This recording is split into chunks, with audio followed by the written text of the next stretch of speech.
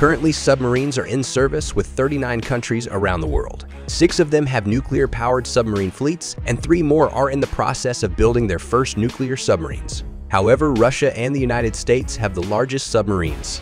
Modern nuclear submarines are heavy strategic missile cruisers equipped with nuclear weapons.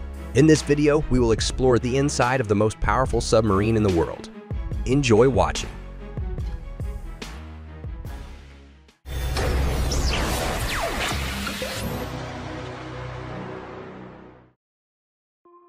The largest nuclear submarines in the world are the American Ohio-class submarines and the Russian Project 941 Akula-class submarines. The most famous among them is TK-208 Dmitry Donskoy. This submarine cruiser has broken numerous world records such as weapon power, length, displacement, stealth, and so on.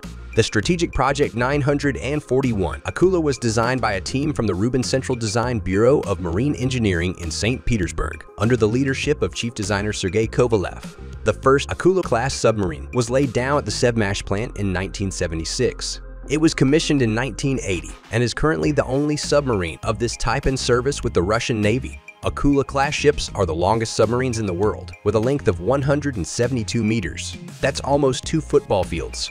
The height from the keel to the top is approximately 26 meters. The total displacement is 48,000 tons, which is more than 19 Olympic-sized swimming pools filled to the brim. The submarine is powered by 2 OK-650 nuclear reactors, each producing 190 megawatts of thermal power. To generate this amount of energy on land, it would require about 2,200,000-watt solar panels. The submarine is equipped with 2 turbines, each with 50,000 horsepower. The missile carrier's maximum speed is 27 knots underwater. Imagine a 9-story building racing through the water at a speed of 50 kilometers per hour. On the surface, its speed is 22 knots. In 1986, this submarine was listed in the Guinness World Records. What sets it apart from all others is its unusual design. It's a kind of catamaran with 2 sturdy hulls, between which 20 launch tubes with intercontinental ballistic missiles are placed.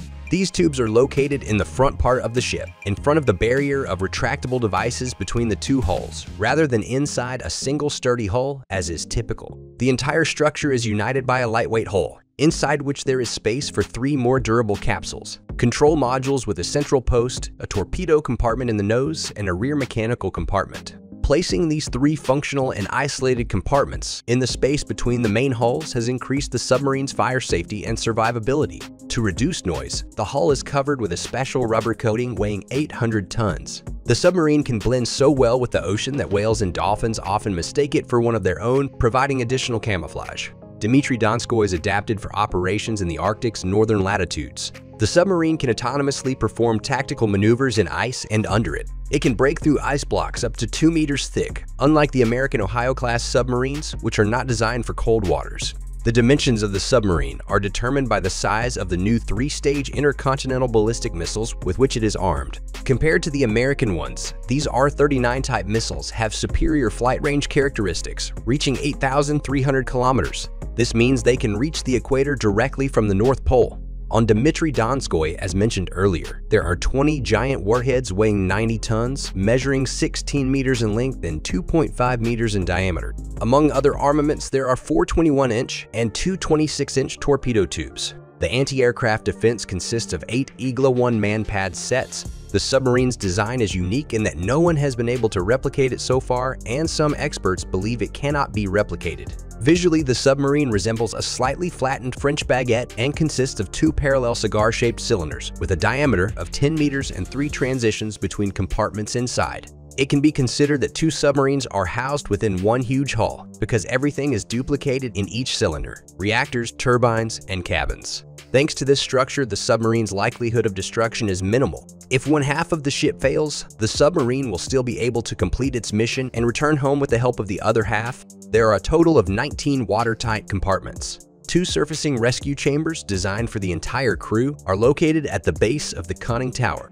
The submarine's crew consists of 160 people, including 52 officers. When the ship is on the surface, it is controlled from the conning tower. Inside the conning tower enclosure, various retractable devices are located: radio equipment, antennas, periscopes. Below deck in the central post, ship operations are managed, from movement to missile and torpedo launches. In the minds of many people, the interior of a submarine consists of thousands of valves, pipelines, and instruments. While this is true, part of the living quarters on the Akula-class submarines resembles compartments in a train. Long corridors, sliding doors, and plastic finishes. Descending the ladder from the living quarters, the first area encountered is the recreation zone. Submariners refer to this space as the psychological relief area. Here, comfortable rocking chairs are placed, where crew members can watch their favorite movies. An old-fashioned tube television is still preserved, a model specifically designed for installation on submarines. There are also flowers and an aquarium with fish. Moving forward from the psychological relief area, there is a gym, followed by a swimming pool.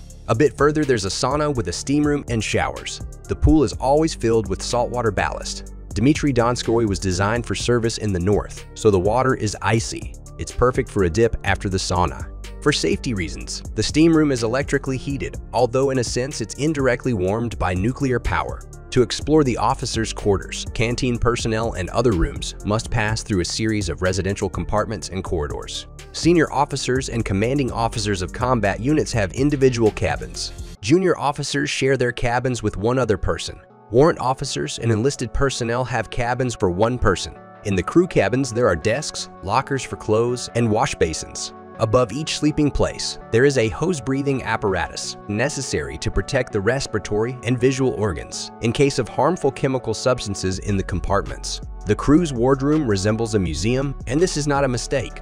In the late 2000s, with the support of the Tula Museum Reserve Kulikovo Field, a permanent exhibition was established on the ship. Here in the wardroom, there is an inconspicuous door that practically merges with the walls. This door serves as one of the entrances to the crew's mess and the galley. Professional chefs prepare meals here and undergo regular training. In a sailor's daily ration, there's chocolate, red wine, red caviar, or red fish. Submariners also celebrate holidays. For each birthday celebrant, the ship's chef bakes a cake, which is presented to them in the ship's central post by the ship's commander. A separate corridor leads to the captain's lounge and cabin. This concludes the tour inside the most powerful nuclear submarine in the world, because access to strategically important compartments is strictly prohibited to outsiders. The uniqueness of the Dmitry Donskoy submarine lies in the fact that the whole world knows about it. Its image has been used in many Western action movies, books, and documentary films. An American journalist assessed Dmitry Donskoy's deadly capabilities, calling it a doomsday machine. But time always takes its toll. More and more often, headlines in the media flash details that the Dmitry Donskoy submarine is being prepared for decommissioning from active service. Despite its technical specifications, which allow the submarine to remain relevant to this day, its equipment is gradually becoming outdated. Due to sanctions, the Russian authorities currently lack the ability to procure essential components that could extend the service life of the nuclear submarine. Therefore, it is most likely that in the near future, the world's largest strategic nuclear submarine will be decommissioned from the Russian Navy's active service and will be scrapped. Do you think it's worth spending vast amounts from the state budget on building such machines? Share your opinion in the comments. Don't forget to like this video and subscribe to our channel. See you next time.